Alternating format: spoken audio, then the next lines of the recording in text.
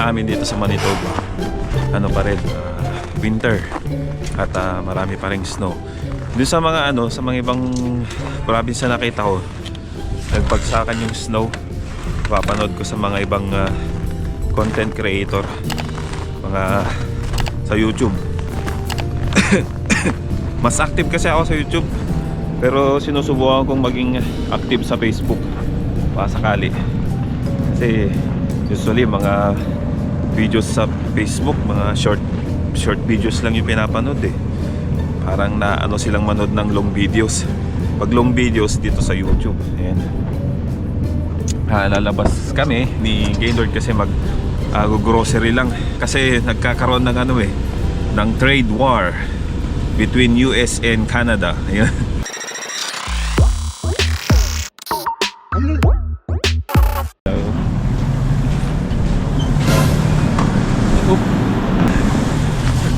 Mali yung dinaanan ko. Iba yung dinaanan ko. Ba't pa kasi pinasok ko pa yung sarili ko sa out? Papasok. Oo, papasok pa na. Oh, may cake. May pre-taste. Do you have pre-taste? Subukan natin. Is this a pre-taste? Yeah, take it with you, yeah. Yes, thank you. And there's ham and honey mustard. Sarap siya. Ngayon mo. Sarap. Bali nandito kami sa sa Safeway. Wala kasi Canadian Superstore dito, nasa Brandon. Pero dito sa amin sa small town, lang, ito pa lang. I'm going to use, can I borrow it? Thank you. Actually hindi ako familiar sa mga Canadian product. Tinignan ko kanina. So, itong mga compliment yan,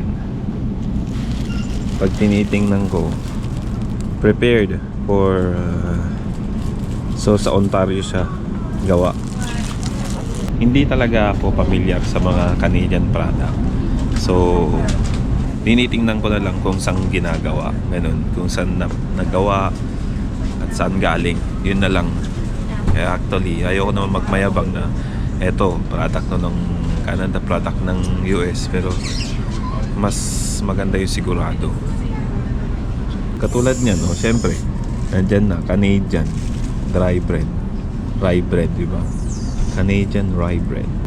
Sa atin sa Pilipinas, mas napamilyar tayo sa mga US product, ganun. So, eto, nakita ko, yung lagi kong binibiling tinapay simula nung dumating ako rito. Eto na yung binibili ko. So, ngayon ko lang nalaman na Canada product pala to. Bili ako nito, bibili. Ayan bake in Canada, sabi. Bake in Canada. So, ayan. Nandito na rin lang naman ako sa Canada. I-supportan natin yung Canada. Kasi dito yung pumapasok yung income At saka tax, kesa naman magbigay tayo ng malaking tax sa US. Ayya. Grabe naman itong mga poging to. Hi Pogi. Hi, ayun yung bata Ayun. Tapos ito yung tatay tatay, mano tatay. Mano. Kita-kita kami nila Jerpy.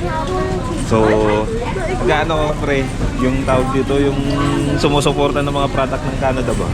Oh. Diba? Kasi nandito. Dapat loyal ka. Oh, loyal. Eto, Filipino product ba to? Oh, Filipino. Ha? Filipino. Canadian. Oh, Filipino product. Oh, yun. Filipino kasi friends sila ng Canada. Oh, friends sila friends sila ng Canada. Mukhang marami pa kayong bibili na. Hindi ilagay naman sa kasi Valentine's Day na yung Friday. Ay, bakit? Program. May program? Activity sila sa room nila. Sino ka date mo? May crush ka na? May crush ka na doon? Dapat. Pero may nagkaka-crush sa'yo. Do you have a crush? Do you have a crush? Or someone What's her crush name? on you? What's her name? I don't have Biro lang yun. Ikaw, baka meron na. Hindi. Ayya. That is Jam Stigol. Jumps. Alam mo yung Jam Stigol? Hindi ko alam yun. Ano yun? Yung sa Bisaya, jamming ng tigwang. Jamming ng mga matanda. Ganon. O sige pre, shopping lang kayo. Bye-bye. Bye-bye. So yun, nakasalubong dito sa sa small town. Grocery lang, supported. Pagka kasi mahal na yung mga product galing US kasi dahil nga sa sa tax. Tapos yung product ng Canada dadalhin mo sa US, di parang mas mamahal yung ibabayad ng company o gobyerno papunta sa US na tax kasi yung tariff nga tumaas. 25% ba naman, malaki yun. So parang napakalaking igagastos mo para pumasok yung product mo sa US. So eto naman yung cheese na pang sandwich. So eto compliment. So I think gawa rin to ng sa Canada rin sa Ontario. So ito product din ng Canada to. So bilhin natin to. Bumibili ako ng mga mansanas, mga ganito. Compliment. So ito Canada product din. Compliments at saka yung mga no names, yung mga yun, mga Canadian product yun. So ito minemerienda ko, kinakain ko at saka binabaong ko na merienda sa trabaho, kaya bumibili ako lagi ng mga ganyan. Tapos kuha na rin ng saging. So kanina si Gaylord kumuha ng green, mga ganito pang matagalan. So kuha rin ako ng dalawa matagalan. Tapos kuha ka ng mas yung mahinog na ganito. Ba? Laki yun. Nakamot natin Sa dalak lang $1. May tropical din naman sa Mexico, di ba?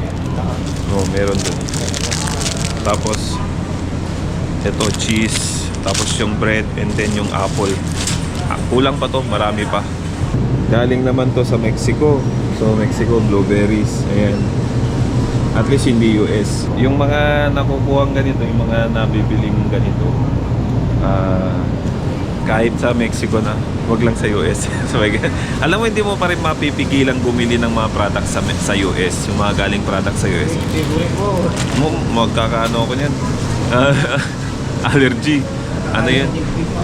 Ito, siya sabi kay Lord, ito, pistachio. Minsan kasi kung kumakain ako dyan, nagkaka-allergy ako. Hindi mo talaga maiiwasan yung yung bumili ka ng product sa'yo, ng galing sa US, yung mga ganun.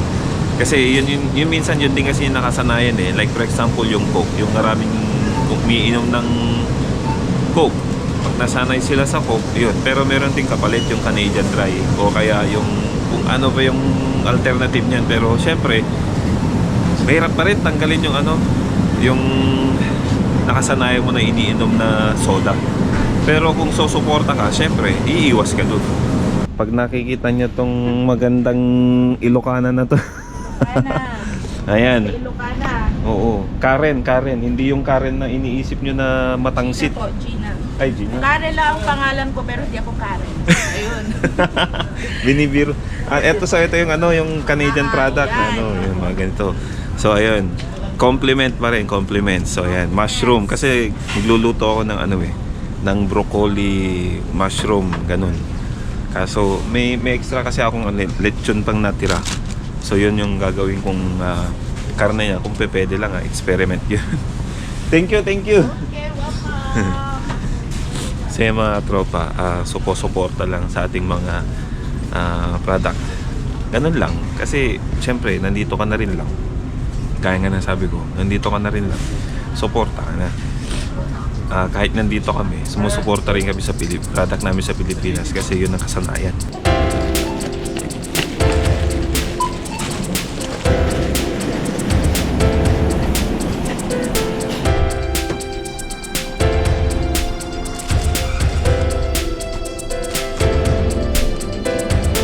Bale, tapos na kami mag-grocery dyan sa kabila. Tapos punta naman kami dito sa sa isa. Kasi malapit lang naman, di na kami sumakay. Nilakad na lang namin. Kasi may mga kulang na kailangan namin bilhin. So iniwan na lang namin sa sasakyan doon. Bibili lang kami ng munggo. Nagbumunggo si Gaylord.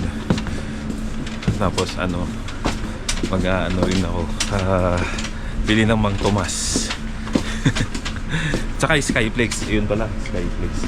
Nandito pala yun, yung Skyflex. Ito, ang bibiling ko, Skyflex. Ayan, panlaban ko sa aking GERD. Minsan kasi pag umaatake yung GERD ko, ito lang. So, ayan. Pag kasi nasa trabaho ako, tapos ano, yung umaatake yung GERD ko, pag may nakakain akong ng trigger, ito lang yung gamot ko eh. Makakain lang ako ng ganito, kahit Skyflex, mawawala na. Tapos bili tayong kamatis, kaso maliliit. So dito na lang tayo. Hindi ko rin alam kung galing dito sa Mexico ano. So Sonterra, oh yun oh, Canada sabi niya. Siguro Canada rin to.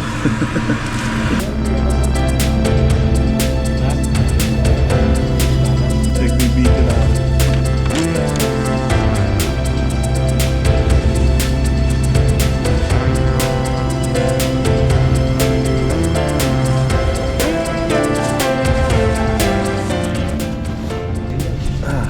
So ito yung Mang Tomas. Ito sa mga Filipino product na kailangan natin bilhin. Kasi may lechon akong ano na Sharon noon, so kailangan ko bumili niyan. Ang tanong kung panis na. So mamaya titingnan ko kung panis na yun. Kasi ano yun, lechon eh. Nakuha ko pa nung Sabado sa isang birthday party. Ngayong araw na to is Linggo. Alas sang Linggo na. Sana hindi pa nasira no. So tapos na kami mag grocery. Ay hi Rolly. Hi! Hi. Yep. Hi, vlog. Hi, Dad! Ayun, anak ni Rolly, yung napanood nyo, kung may mga nanonood sa huli. Ha? Kabats mo? 2019. So, tapos na kami mag-grocery at pauwi na kami.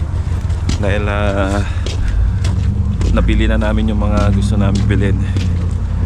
At ewan ko lang kung tama yung ano, yung mga nabili ko, pero nakita ko naman mga Canadian product naman. So malaking suporta na rin yung pagbili ko. Pero hindi naman ibig sabihin ngayon ko lang ginawa to.